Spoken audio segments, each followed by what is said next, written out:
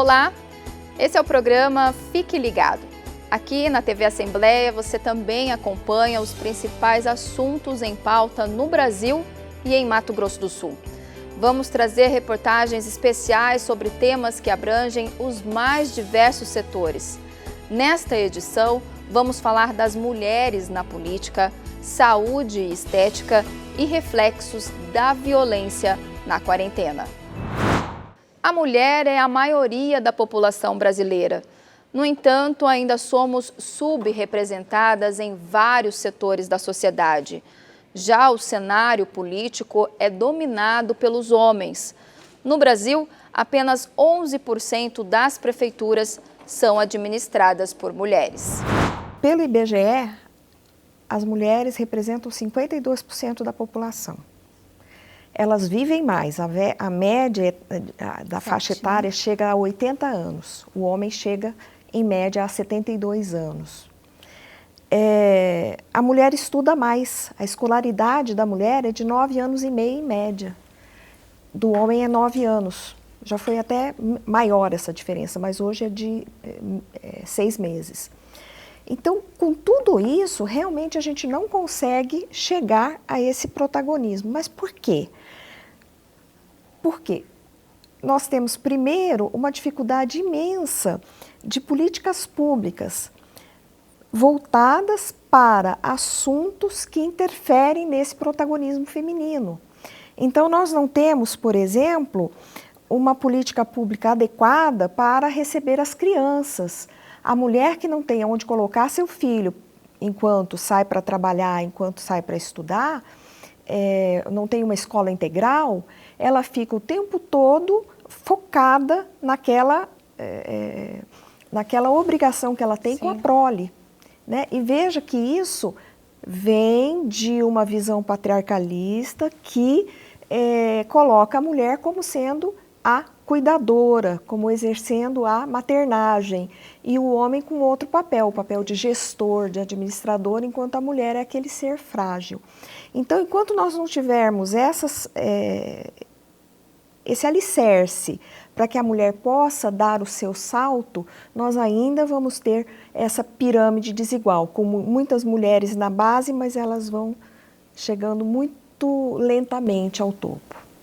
Tanto é que os números realmente, a gente sempre vai destacar aqui, ainda são absurdos diante da maioria de mulheres que nós somos, inclusive enquanto eleitorado, né? Posso até me corrijam se eu estiver errada.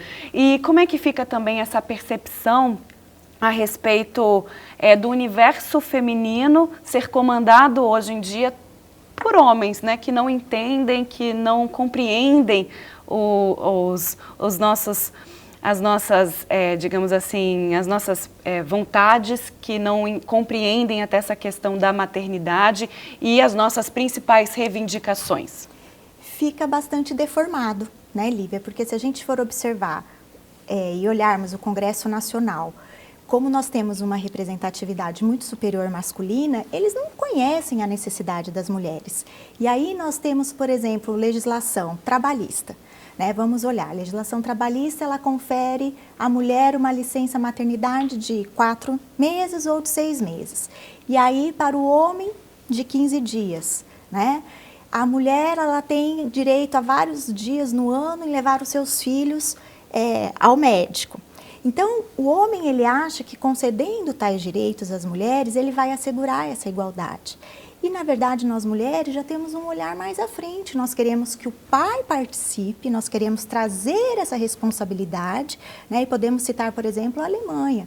A Alemanha, a licença paternidade, ela é do pai e da mãe. E eles vão decidir, de acordo com o formato familiar, quem irá usufruir obrigatoriamente. Um tem que usufruir um mês, outro um mês. E o restante, os outros 4 meses, eles vão decidir quem vai usufruir. Então, é um modelo bacana para a gente pensar a ser inserido aqui no Brasil. Então, como nós não temos uma maioria ou uma igualdade de mulheres no parlamento, nós não teremos essa visão, né? E aí nós temos o outro lado, né? Porque muitas vezes a gente escuta falar, mas as mulheres podiam votar em mulheres, né? Mais uma vez a culpa recaindo sobre os ombros das mulheres, né? Sempre o discurso é esse. Sim. E eu lembro que uma vez eu escutei de um colega numa política da OAB, né? E ele disse o seguinte, olha, política é feita após as 18 horas. Né? Porque os homens, eles não param de trabalhar e não param de contribuir no sustento da sua casa. Aí é depois das 18 horas, 19, 20, 21, 22, que eles vão trabalhar com a política, né? Os candidatos. E aí, quem vai cuidar dos filhos? E aí volta exatamente no que a desembargadora falou. Qual é a estrutura que é fornecida para as mulheres poderem ter essa atividade sendo impulsionada, essa dedicação à política? Nós não temos. E nós sabemos que quem dá essa estrutura para os homens são as mulheres. Ainda sobre a reportagem que acabamos de assistir, em Mato Grosso do Sul, dos 79 municípios, apenas 8 são administradas por mulheres. A Câmara Municipal de Campo Grande conta com 2 vereadoras e a atual legislatura da Assembleia Legislativa não conta com nenhuma representante mulher. Pandemia, quarentena, isolamento e distanciamento social. Esse momento que a sociedade passa trouxe à tona uma triste realidade: a violência contra a pessoa idosa. Na maioria dos casos registrados, o agressor não é um desconhecido, mas um parente próximo que teria o dever de zelar pelo bem-estar desse idoso. Infelizmente, com o isolamento social, a gente percebeu um aumento muito grande no número de violências, sejam elas visíveis ou invisíveis. A gente percebe muito aquela violência de humilhação, de hostilização da pessoa idosa, muitas piadinhas que as pessoas fazem, né? A gente recebeu muitas denúncias em relação a isso. O que nós percebemos hoje é que as famílias, de modo geral, elas estão sem paciência, sem respeito. A gente está perdendo os valores, os princípios que nós tínhamos, né, alguns anos atrás. Então, a gente, às vezes, por conta da vida corrida, por falta de dinheiro, as pessoas acabam não tendo a paciência necessária para a pessoa idosa. Que a pessoa idosa, a gente sabe que faz tudo com mais devagar, precisa de um cuidado especial, dependendo da situação em que ela estiver. Ela precisa de, às vezes, um remédio na hora X, na hora Y, precisa comer alimentos de um tipo específico, né? E a gente percebe que as pessoas hoje, infelizmente, não têm esse carinho, esse cuidado, né? E uma observação muito importante que a gente tem em relação às legislações, né?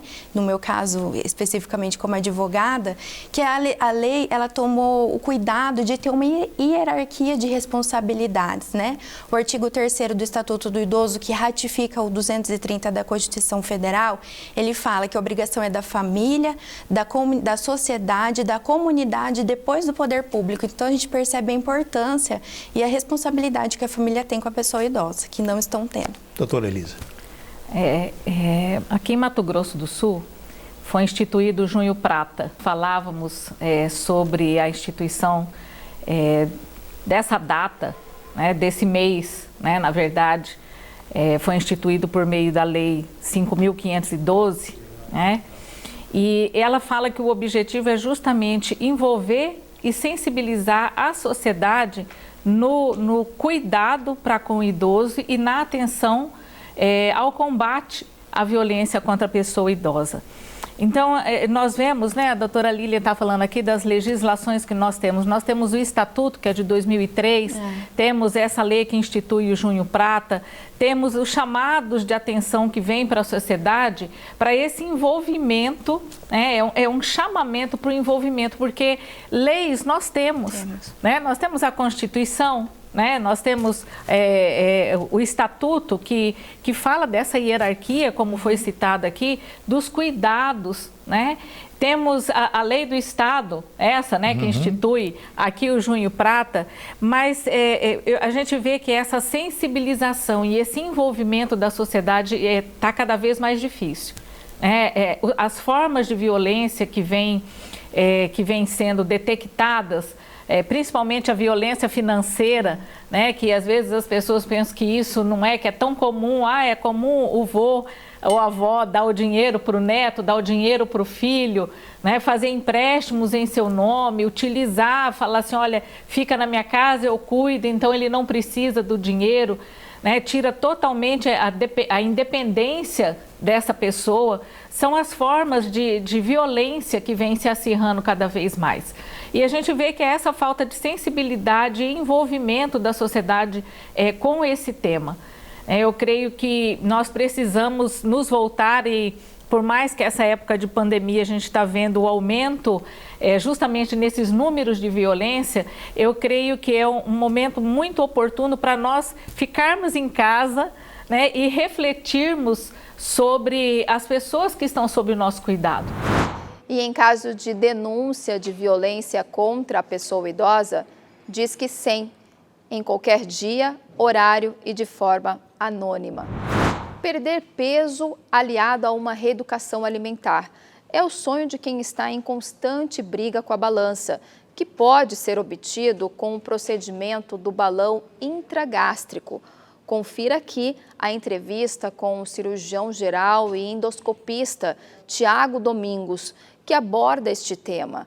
Mas fique sabendo que o resultado desse procedimento depende muito mais do paciente para que possa conseguir e manter o tão desejado peso ideal.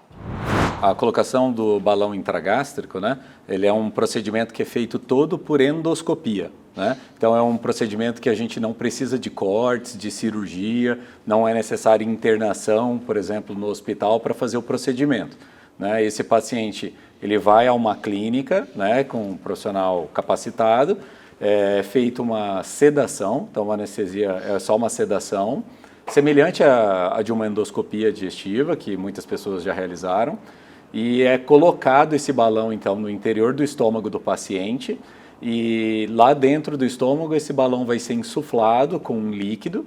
Na verdade, nós temos dois tipos de balão, o balão que pode ser preenchido por ar e o balão que pode ser preenchido por líquido.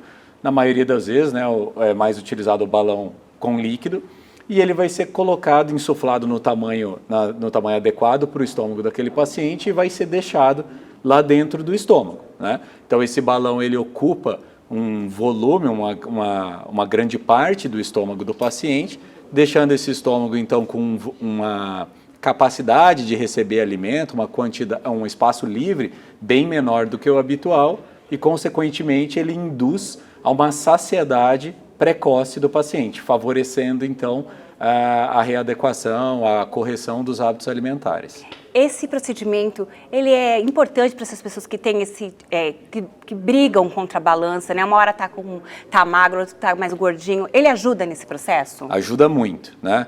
O que eu acho interessante do balão é porque o que acontece muitas vezes dos pacientes que tentam fazer tratamento da obesidade é que é muito comum que a gente ouve falar do efeito sanfona, né? Ou seja, o paciente faz alguma dieta, perde ali alguns quilos, e aí ele cansa, desiste, recupera. Geralmente quando recupera um peso a mais do que o que tinha perdido, aí perde de novo mais um pouquinho, mas é sempre aquela escadinha, aquele efeito sanfona, né? O balão ele ajuda muito porque a intenção do balão é quando ele ocupa esse espaço do estômago, como eu disse anteriormente, e proporciona uma saciedade precoce ao paciente, é muito mais fácil para o paciente fazer a reeducação alimentar, ou seja, seguir as orientações da nutricionista. Não é que o paciente vai pôr o balão e que vai falar, eu posso comer tudo o que eu quiser e eu vou ser magro porque eu estou de balão. Não, isso não acontece, isso é impossível, né? Então, o que o balão faz é facilitar o processo de reeducação alimentar, porque com ele lá, o paciente vai ter muito menos apetite, principalmente isso que eu falei, a saciedade precoce. Então, quando ele vai se alimentar, ele ingere uma quantidade bem pequena de alimento, já se sente satisfeito com aquela quantidade e, consequentemente, ele para de comer. Como a quantidade ingerida foi pequena, a tendência natural é que num intervalo mais curto, ali em 3 horas, por exemplo, ele vai ter apetite novamente, vai comer novamente, mas, de novo, uma pequena porção e vai se sentir saciado. E assim sucessivamente, ou seja, comer pequenas porções, várias vezes ao dia, que é o que é orientado por praticamente todos os nutricionistas, isso se torna algo habitual, algo natural para o paciente, sem grandes esforços para manter esse hábito alimentar. E para quem que é indicado?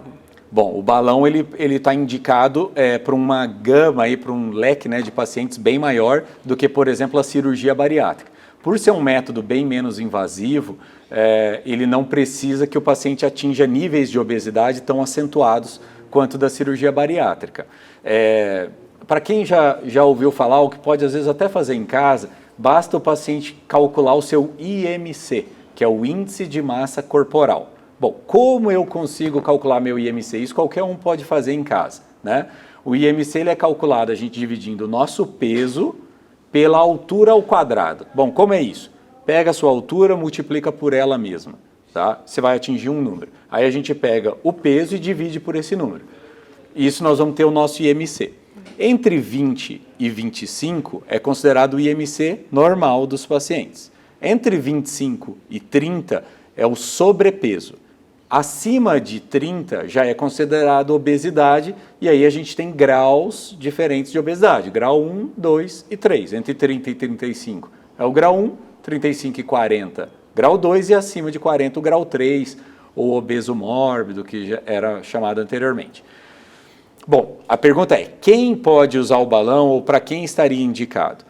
Atualmente o balão ele é autorizado pela Anvisa, né, que é o órgão que fiscaliza, que rege esses tipos de procedimento, já para pacientes com IMC, índice de massa corporal, acima de 27. Ou seja, o paciente com sobrepeso, ele não precisa ter níveis acentuados de obesidade. Acima de 27 ele já está liberado o seu uso, né? Desde, claro, que já tentou outras medidas, já fez dieta, já tentou fazer outras medidas, como você mesmo disse no início, mas que está tendo dificuldade. Esse paciente pode tentar o balão, sim, que pode ajudá-lo muito. Lembrando mais uma vez que todo procedimento deve ser feito com um médico especialista da área e o resultado final depende muito mais da mudança de hábito alimentar.